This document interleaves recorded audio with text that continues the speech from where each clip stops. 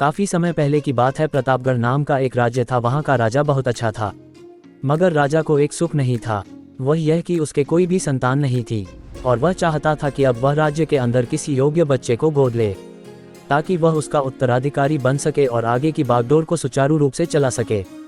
और इसी को देखते हुए राजा ने राज्य में घोषणा करवा दी कि सभी बच्चे राजमहल में एकत्रित हो जाए।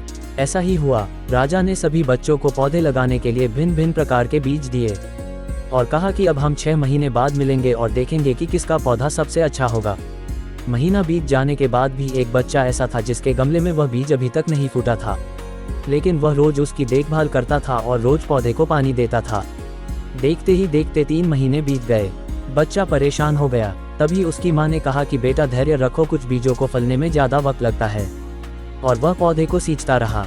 6 महीने हो गए। राजा के पास जाने का समय आ चुका था, लेकिन वह डरा हुआ था कि सभी बच्चों के गमलों में तो पौधे होंगे और उसका गमला खाली होगा।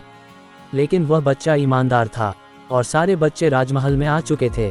कुछ बच्चे जोश से भरे हुए थे, क्योंकि उनके अंदर राज्य का उत्तराधिकारी बनने की प्रबल लालसा थी।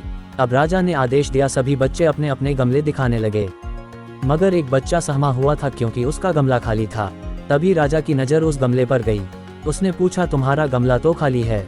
तो उसने कहा, लेकिन मैंने इस गमले की 6 महीने तक देखभाल की है।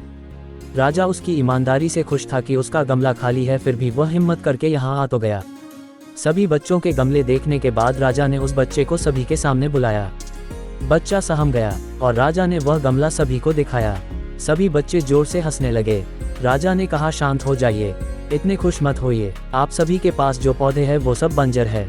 आप चाहे कितनी भी मेहनत कर ले, उनसे कुछ नहीं निकलेगा, लेकिन असली बीज यही था। राजा उसकी ईमानदारी से बेहद खुश हुआ और उस बच्चे को राज्य का उत्तराधिकारी बना दिया गया।